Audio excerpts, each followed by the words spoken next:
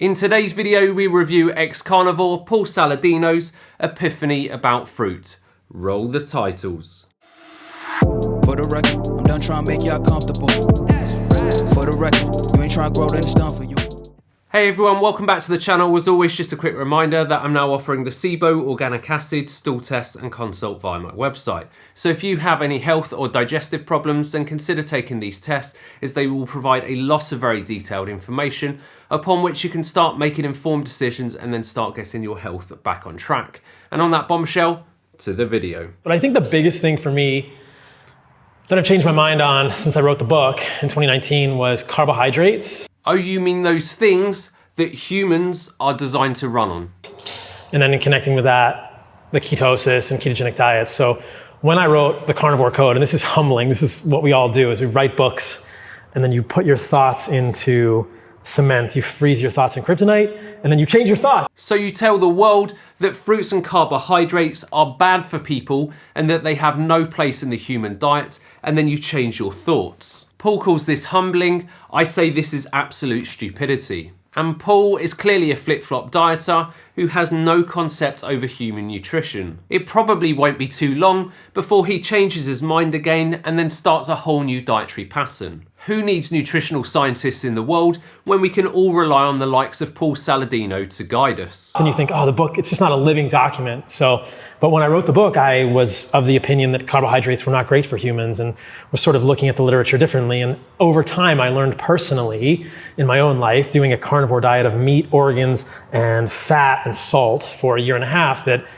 including carbohydrates in my diet improved my health from there. It's scary that he convinced himself and many others that the carnivore diet is optimal for human health. Let's just ignore all of the science in the world. Oh, what's that? I feel rubbish on the carnivore diet. Best add some of those plant things back in. Who knew? So my whole story is that I was eating kind of a paleo diet, had really bad eczema, which I'd had my whole life. Getting rid of vegetables and all plant food significantly improved the eczema, so much so that in the last 4.5, 5 years since I've been on this more specific path, I haven't had any flares of the eczema that are significant at all. Maybe instead of risking your health and your viewers' health, you could have fixed the underlying cause of your eczema to begin with. But maybe that is too simple. That was a big deal because I had massive eczema on my elbows, my wrists, my hips, so much so that I really couldn't even wear pants easily. It would get on my shirts. I couldn't do jujitsu because I had eczema on my knees and it was getting infected. So getting rid of vegetables really helped with my eczema. But then I learned after a year and a half that I was getting such bad muscle cramps, heart palpitations, sleep disturbances. My testosterone was kind of going down. Right now it's around 700 or 800. I've included carbohydrates in my diet for the last 2.5 years. But at that point it was going 450, 500, it was significantly lower. And my sex hormone binding globulin was creeping up. So I had electrolyte issues.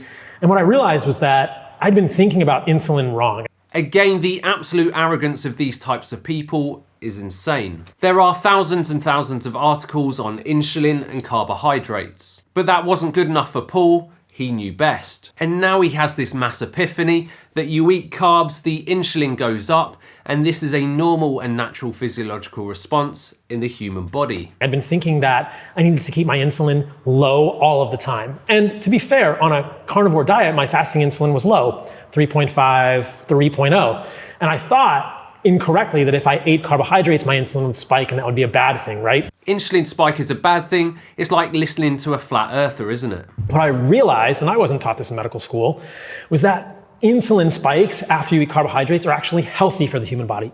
Insulin spikes are a totally normal response by the body to get glucose from the blood to where it is needed in the cells. Again, he makes it sound like some big revelation and groundbreaking discovery. But let me let you into a little secret, Paul. Human bodies have been doing this since the beginning of time, and we have fared pretty well. For a variety of reasons. So insulin is probably something else I've changed my mind on, carbohydrates and insulin.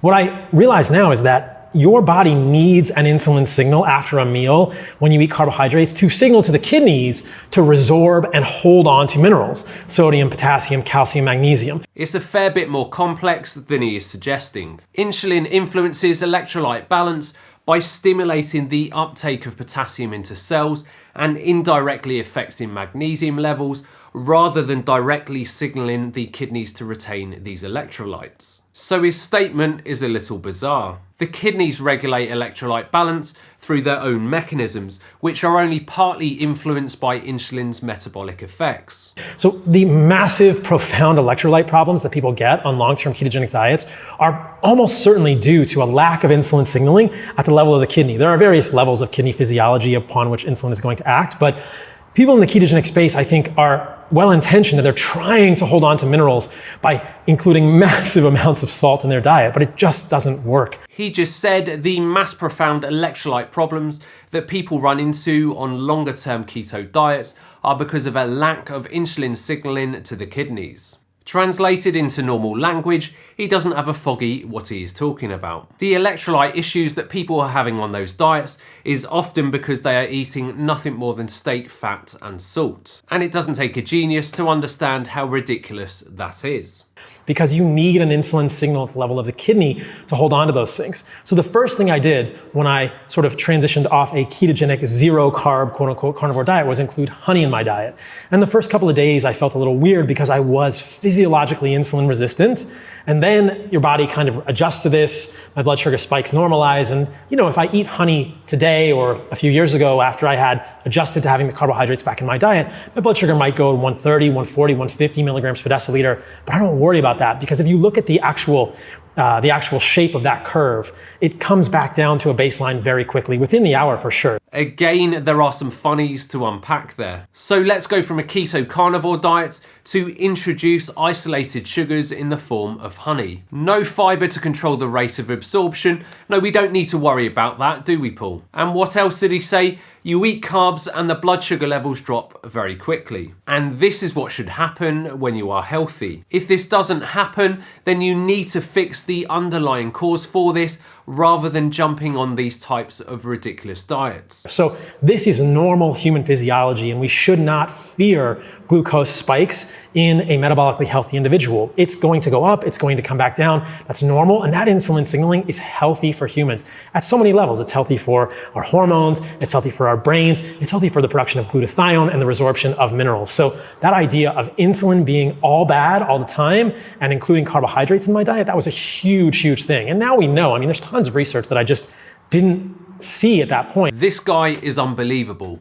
This is not some groundbreaking knowledge that has just emerged in the literature. It has always been there. And this is why people like Paul Saladino need to leave the internet as soon as possible. That I was sort of blind to about carbohydrates for athletes, carbohydrates post-exercise. I mean, we just worked out. I have holes in my shorts now from the weight belt and this, this weight that I was using has ripped a hole in the front of my shorts here. And carbohydrates post-exercise are so clearly shown to improve performance. Carbohydrates overall are shown to improve all sorts of metrics in humans: testosterone, recovery, sleep, all kinds of things. So those are two big ones for me from the outset. All I heard there was blah, blah, blah. And I would bet my house on the fact that Thomas is on steroids. On the cramping side, I've got a question. As far as, because I've experienced that when I'm low carb, right? I'm very, very prone to cramping, which as someone that does a lot of endurance stuff, it's problematic. Like if I'm backcountry or anything like that. I was just doing a long trek and ran into a huge cramping issue, even though I'm not super low carb anymore. I guess I'd still lowish carb. And I would argue that it actually takes time to actually like recover from some of that insulin issue that you have with the kidneys. But the question that I've always had, and maybe you know the answer, since protein is insulinogenic, can you get some resorption of the minerals through the insulin spike with protein, or does the glucagon cancel that out in that case? Two people talking about the cramping issues they have on their ridiculous diets and expecting the internet to take them seriously about health and nutrition. Welcome to 2023. I mean, you get some, it's just nowhere near. If you look at the amount of insulin and the level of insulin you get with carbohydrates, it's much higher than it is with just protein. I mean, you get some with protein, it's just not the same as a carbohydrate spike. And so people in communities that are fearful of carbohydrates will say, look at how much insulin you're getting. And that's good, you need that. And so people understand this also, like when you don't eat carbohydrates, you become insulin resistant. This is not the pathological insulin resistance of diabetes, which is different physiology that I can describe. This is the insulin resistance of physiology, basically historically, evolutionarily, this is starvation insulin resistance, meaning that you are physiologically insulin resistant. Your body is saying, hey, spare the glucose any glucose you're getting, spare that for the brain, the adrenals, and the gonads, and maybe the red blood cells. Don't put it in the muscles. That's physiologic insulin resistance, and that's what you see in people who are low carb or zero carb or keto, and that's why the first time someone like that eats carbohydrates, they may feel very strange, or the blood sugar may go up. Despite all of that being well known for decades, Paul has spent the last few years telling people that fruits and vegetables are toxic to humans. The absolute brass neck of this guy is unbelievable. This is why a woman who is low carb will fail a glucola test in her pregnancy, because that is physiologic insulin resistance. And I actually have come to believe that's not a good thing. I don't think we want to be physiologically insulin resistant. It is a historically, evolutionarily adaptive thing for extreme situations, but I think that humans do better, and I've come to see carbohydrates as a signal of abundance.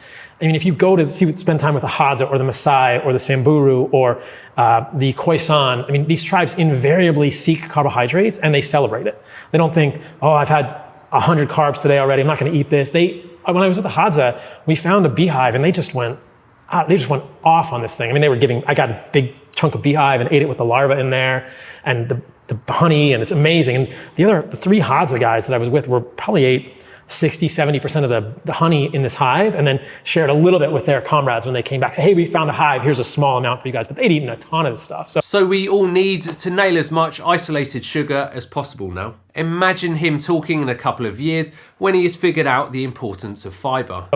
Historically, I think humans had massive exposure to carbohydrates whenever they could get it, as much as they could get it. Yeah. They didn't fear it at all. I would agree. I mean, I definitely feel like, to say that carbohydrates aren't evolutionarily correct is invalid. I think there's always access to them at some point, one way or another. And humans are seeking them. Yeah. If we don't have them, we're seeking them. If we can't find them in berries, I didn't mean to cut you off, but if we can't find them in berries, if we can't find them in honey, we're going to find them in roots. Yeah. It's a piece, it's interesting. It's just so intuitive and simple. Again, I love the fact that he says all of this is so simple and intuitive. Couldn't be that intuitive and simple if you were so confused about fruit just 18 months ago. We're looking for animal protein, we're looking for nutrients and organs, that's clear, we're always eating the whole animal. But the next thing, I think in tandem with that, we're also seeking carbohydrates as wild humans. We've forgotten what wild humans look like because we all, except for maybe a couple thousand people on the planet today, live as semi-domesticated humans. But it's very clear. I mean, if you look at the Hadza, so there was a PhD researcher who actually spent a lot of time with them and gave them surveys of these nomadic tribes and said, what are your favorite foods? And there were 5 foods that were their favorite. So there was meat, there were berries, there was baobab, there was tubers, and I forget the last one, I'll think of it in a moment. But honey was invariably the first thing that they wanted. Both men and women ranked honey as number 1. And men said meat as number 2. Women ranked berries, baobab, and tubers, I think all about the same. But in both groups, the roots were sort of the last thing that they wanted to eat.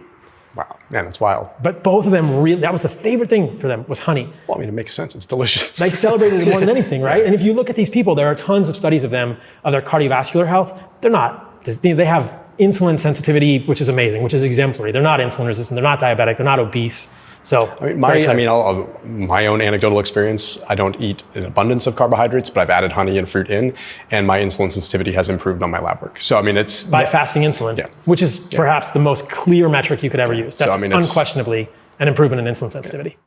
There we have it, guys. That's what happens when you cross 2 confused individuals with a recipe book. They end up making a soup sandwich because the instructions weren't clear enough. All jokes aside, what can you even say about Pinky and Perky here in this video? The amount of people they've already influenced to change their diets is absolutely shocking. And there is not even a mention of remorse from either of them. Anyhow, that's the end of today's video, and if you enjoyed this video, then be sure to check out this one up here because I'm sure you'll find it equally interesting. And the only other thing that's left for me to say is to remember to look after your body because it's the only place you have to live. And I'll see you next time.